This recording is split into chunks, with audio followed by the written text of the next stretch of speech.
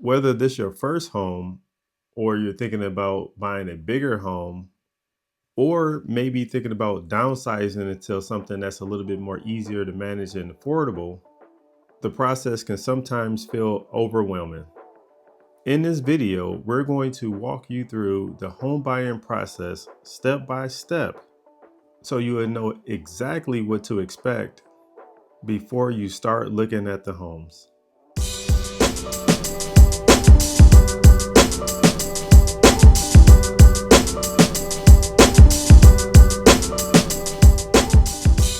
What's going on? Cedric here with the SD Group Realtors, and we help people in the Twin Cities and surrounding areas buy, sell, and invest with confidence.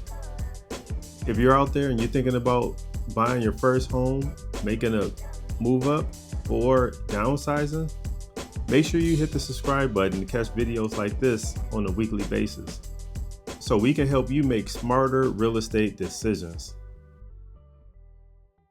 So step number one is understanding why you need to buy a home in the first place. If you're thinking about buying your home because you're tired of renting, or you're thinking about buying another home because you need more space, the family size got larger, or you're thinking about, you know what, this is too much space and I need to shrink my space down to get something that I can be able to manage, this all applies to you. So your reason why you're buying your next home will shape all of these next steps. You got to think about your budget, the location, the home style, timing, and strategies. Step number two is getting your finances ready. This is the most underrated step that most people don't ever think of when you come to buying a home, is getting your finances in order. Sometimes when you're moving up, it's a little bit easier because you're selling the house to get to another house. You can use the equity to get to the next house. Or downsizing to get to a smaller home, you can take the equity and buy the smaller home. But if this is your first home, we definitely need to get this position right. Before you fall in love with something, we need to know what you can comfortably afford. This means looking at your credit score, your income, your monthly debts, your down payment, your closing costs, and your emergency reserves.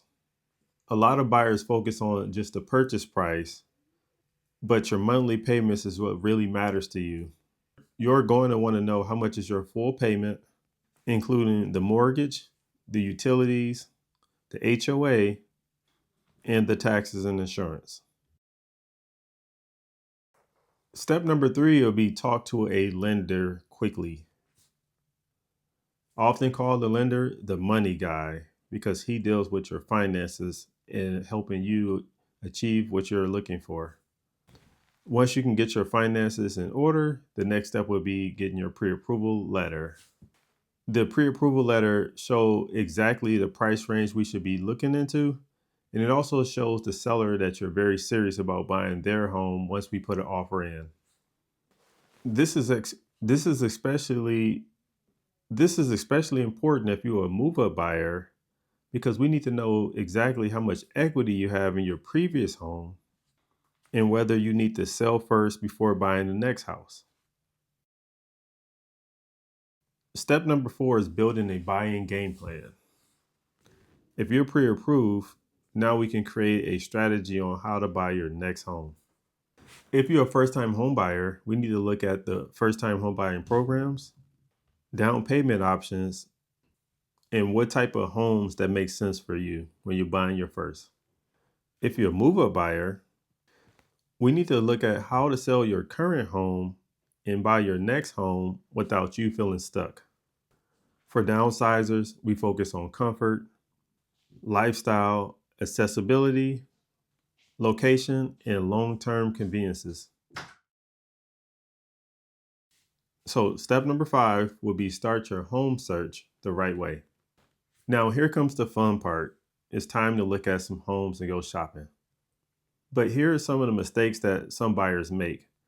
They go searching for homes before they even have their pre-approval letter and not thinking about some of the must-haves versus some of the things that would be nice to have.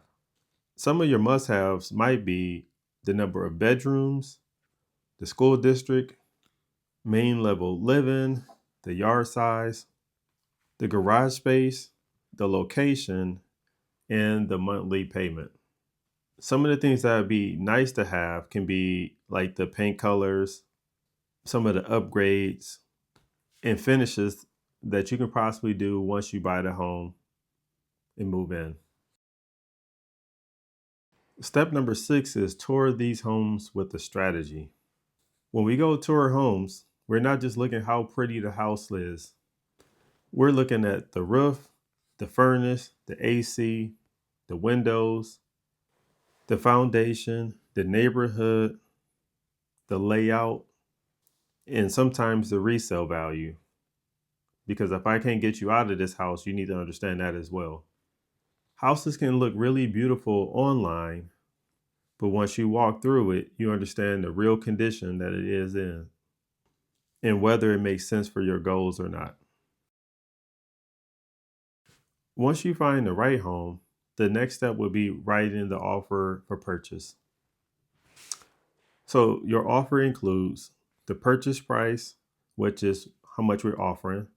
The earnest money is how much we're willing to put down on this house. And once we put that money down, it then goes to the closing cost aspect of it, because now we can subtract it because we already put that money there. The closing date, the financial terms, whether we're doing FHA, VA, cash, or conventional. The inspection terms, so we can do a 3-day inspection, a 5-day inspection, sometimes rarely, but no inspection at all for some people.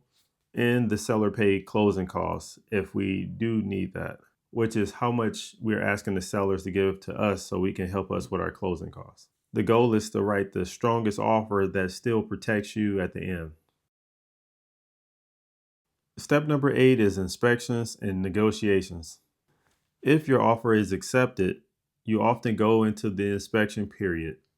The inspection, which is done by a licensed inspector, will help you understand the house a lot better than what we did when we first looked at it.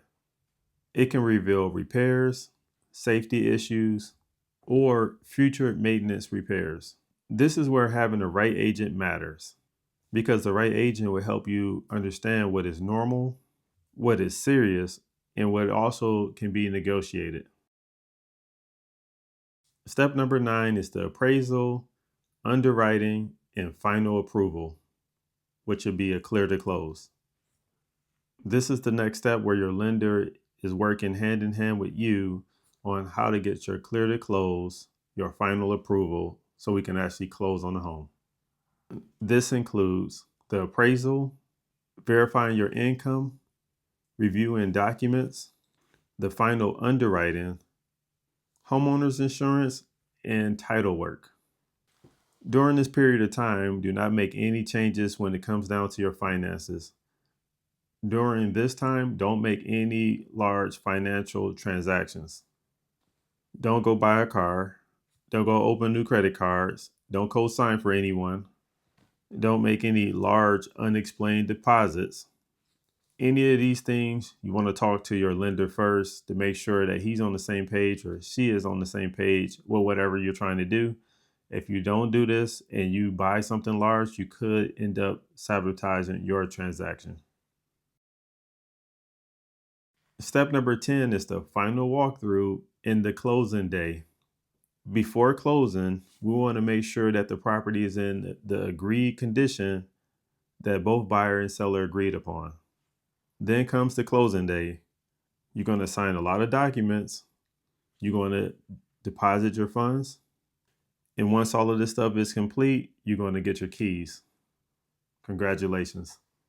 So whether you're buying your first home, you're buying a move-up home, or you're downsizing, the key into all of this is having a clear plan. If you're thinking about making one of these moves, whether you're a first-timer, move-up, or a downsizer, you can definitely reach out to us, and we would love to put you together a step-by-step plan to help you reach your goals, even if it's not today, so you know exactly what you can prepare for. I'm Cedric with the SD Group Realtors, and we will catch you on the next video.